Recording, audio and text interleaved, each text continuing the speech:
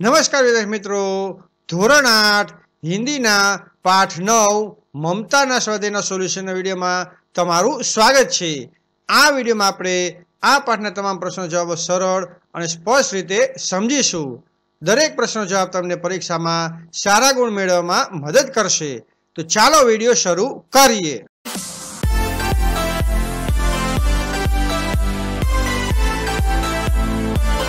अभ्यासना प्रश्नों जवाब।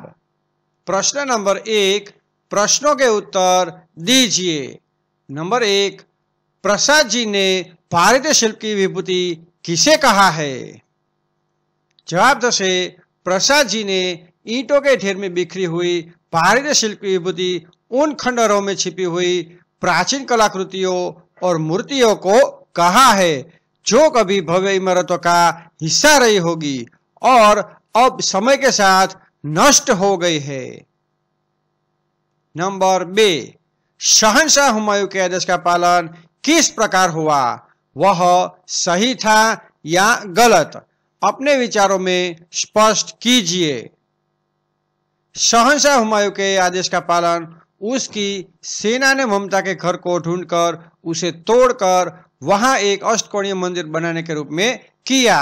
यह आदेश गलत था क्योंकि यह आदेश ममता के निजी जीवन और निवास स्थान पर अतिक्रमण था।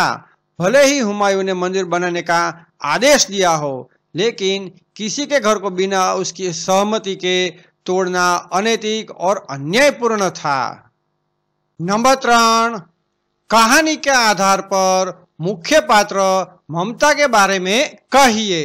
ममता कहानी का मुख्य पात्र है। वह एक विधवा ब्राह्मणी है जो रोहतास दुर्ग के मंत्री चूड़ामणि की पुत्री है। वह स्वाभिमानी है और रिश्वत के धन को अस्वीकार करती है। वह धार्मिक और ईश्वर में आस्था रखने वाली है। वह सरल, निस्वार्थ और दयालु स्वभाव की है। वह विपरीत परिस्थितियों में भी साहस और धैर्य बनाए रखती है। नंबर 4, कहानी के अंतिम वाक्य को हटाकर कहानी का अंत अपने अनुसार कहिए। तो आपणे जवाब आ रीते लखीशुं। बूढ़ी ममता ने हुमायूं के घोड़े के टापों की आवाज सुनी। उसने अपनी आंखें खोली और देखा कि वही व्यक्ति उसके सामने खड़ा है जिसे उसने कभी आश्रय दिया था। हुमायूं ने उसे पहचान लिया और कृतज्ञता से भर उठा। उसने ममता से क्षमा मांगी और उसे सम्मान पूर्वक रहने के लिए एक नया घर और जीवन यापन के लिए पर्याप्त धन प्रदान किया।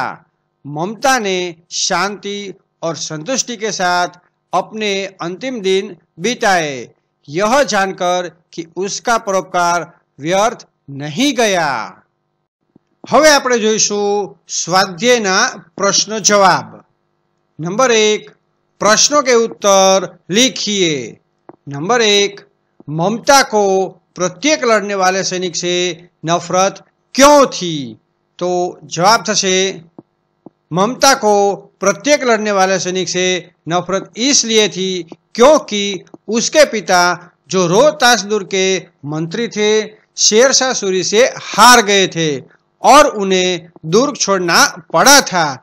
इस घटना के बाद ममता ने सैनिकों को हिंसा और विनाश का प्रतीक मान लिया था। नंबर 2, ममता की झोपड़ी में आश्रय मांगने कौन आया? जवाब थशे, ममता की झोपड़ी में आश्रय मांगने हुमायूं आया था। नंबर 3, अकबर ने अष्टकोण मंदिर कब और कहां बनवाया? जवाब थशे, अकबर ने अष्टकोण मंदिर रोहतास दुर्ग के पास जहां ममता की झोपड़ी थी वहां बनवाया था। इसका निर्माण हुमायूं को आश्रय देने की स्मृति में हुआ था। नंबर 4, घोड़े पर सवार होते हुए पथिक ने मिर्जा से क्या कहा? जवाब दे, घोड़े पर सवार होते हुए पथिक ने मिर्जा से कहा कि मिर्जा, मैं उस स्त्री को कुछ न दे सका, उसका घर बनवा देना, क्योंकि मैंने विपत्ति में यहाँ विश्राम किया था, यह स्थान भूलना मत। नंबर 5, किस बात से पता चलता है कि ममता सबके सुख दुख की सहभागिनी थी? जवाब थशे ममता सबके सुख दुख की सहभागिनी थी। यह इस बात से पता चलता है कि वह अपनी झोपड़ी में आने वाले हर व्यक्ति को आश्रय देती थी और उनकी सेवा करती थी, चाहे वह कोई भी हो। उसने हुमायूं को भी आश्रय दिया था, भले ही वह उसके पिता के शत्रु का पुत्र था। हवे जोईशुं प्रश्न नंबर 2। नीचे दिए गए वाक्यों को निर्देश के अनुसार भिन्न भिन्न कालों में परिवर्तन कीजिए। शुरू करिए। नंबर 1, तेनालीरामन के बारे में अनेक कहानियां प्रचलित है, तो आ जे वाक्य छे तेने आपणे भूतकाळमां करवानुं छे। आ रीते जवाब थशे तेनालीरामन के बारे में अनेक कहानियां प्रचलित थी। तेवी ज रीते बीजा वाक्यनो जवाब आपणे करीशुं। सुबह होने पर हीना अपने बेटे को साथ लेकर उद्यान में जाएगी। भविष्य काळनुं आ वाक्य छे। नंबर 3, प्रिया का गृह कार्य जल्दी समाप्त हो जाएगा। भविष्य काळनुं आ वाक्य छे। नंबर 4, चौथुं वाक्य छे भूतकाळनुं। हर्ष ने आज उपवास किया। नंबर 5, मनोज अक्सर जागता रहता है। वर्तमान काळनुं आ वाक्य थशे। हवे जोईशुं प्रश्न नंबर 3। शब्दों के अर्थ देकर वाक्य में प्रयोग कीजिए। तो अहींया आपणे जे शब्दो आप्या छे तेना आपणे अर्थ लखवाना छे अने तेनुं वाक्य पण बनाववानुं छे। शुरू करिए। नंबर 1। नंबर 1 उपर छे दुहिता शब्द, तो तेनो अर्थ छे पुत्री अने वाक्य थशे दशरथ राजा की दुहिता शांता थी। नंबर 2 वेदना, तो अर्थ छे पीड़ा अथवा कष्ट। वाक्य थशे रोगी को बहुत वेदना हो रही थी। त्रीजो शब्द उत्कोच, तो तेनो अर्थ छे रिश्वत। अधिकारी ने उत्कोच लेकर काम कर दिया। चौथो शब्द छे जीर्ण, तो अर्थ छे पुराना अथवा फटा हुआ। वाक्य लखीशुं यह जीर्ण वस्त्र अब पहनने योग्य नहीं है। नंबर 5 आतताई, अर्थ छे अत्याचारी अथवा हिंसक। वाक्य लखीशुं आतताई को दंड मिलना चाहिए। प्रश्न नंबर 4।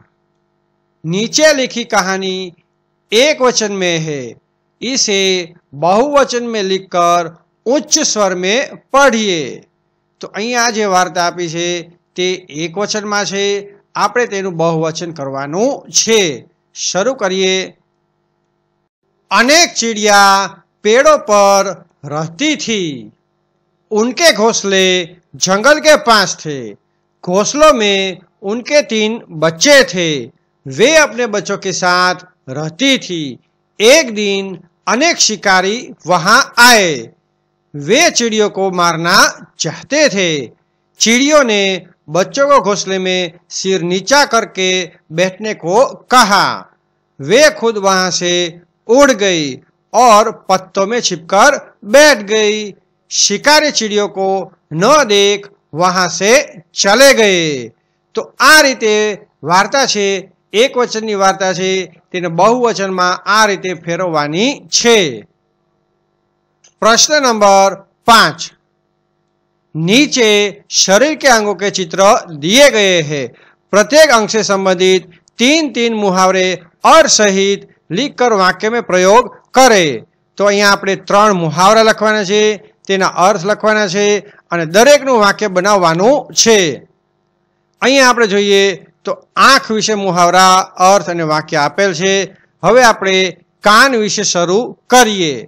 તો પહેલું છે કાન ભરના, તેનો अर्थ છે चुगली करना। અને वाक्य લખીશું रमेश ने अपने दोस्त के खिलाफ मोहन के कान भर दिए। बीजो मुहावराનું લખીશું कान पर जू न रेंगना, अर्थ છે कोई असर न होना। वाक्य થશે मैंने उसे बहुत समझाया पर उसके कान पर जू तक नहीं रेंगी। ત્રીજો मुहावरो છે कान खड़े होना, એટલે કે चौकन्ना होना। वाक्य થશે शेर की दहाड़ सुनकर उसके कान खड़े हो गए। હવે આપણે બનાવીશું सिर એટલે કે મસ્તિષ્ક વિશેના મુહાવરા, अर्थ અને वाक्य। प्रथम मुहावरो છે सिर उठाना, विरोध करना। वाक्य થશે अन्याय के खिलाफ हमें सिर उठाना चाहिए। बीजो मुहावरो सिर पर चढ़ना, उद्दंड होना या बहुत अधिक लाड़ प्यार से बिगड़ जाना। वाक्य થશે बच्चों को इतना सिर पर मत चढ़ाओ कि वो बदतमीज हो जाए। तीजो मुहावरो सिर पर पांव रखकर भागना, बहुत तेजी से भागना। पुलिस को देखकर चोर सिर पर पांव रखकर भागा। હવે આપણે બનાવીશું हाथ विशेना मुहावरा अने वाक्य। हाथ मलते रह जाना, अर्थ से पछताना। वाक्य थशे अवसर निकल जाने के बाद वह हाथ मलते रह गया। बीजो मुहावरो हाथ धोकर पीछे पड़ना, अर्थ से किसी काम को पूरा करने के लिए पूरी लगन से जुट जाना। वाक्य थशे वह अपनी सफलता के लिए हाथ धोकर पीछे पड़ गया है।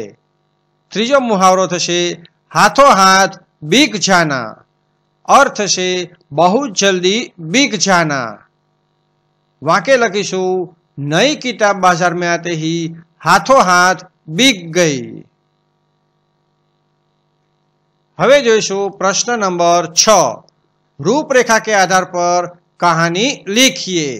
અહીંયા આપણે કેટલાક મુદ્દા આપ્યા છે, તેના આધારે વાક્ય બનાવી અને આપણે વાર્તા લખવાની છે। મેં અહીંયા આ રીતે વાર્તા તૈયાર કરી છે, તે તમે વાંચી લેજો અને તમારી નોટમાં લખી લેજો। હવે જોઈશું પ્રશ્ન નંબર 7। चित्र के आधार पर कहानी लिखिए। तो અહીંયા આપણને કેટલાક ચિત્ર આપ્યા છે, તેના આધારે આપણે એક વાર્તા બનાવવાની છે। મેં અહીંયા આ રીતે વાર્તા બનાવેલી છે, તે તમે વાંચી લેજો અને નોટમાં સારા અક્ષરે લખી લેજો। प्रश्न नंबर 8। नीचे दिए गए शब्दों में से संज्ञा, सर्वनाम और विशेषण में वर्गीकृत कीजिए और उनके वाक्य प्रयोग कीजिए।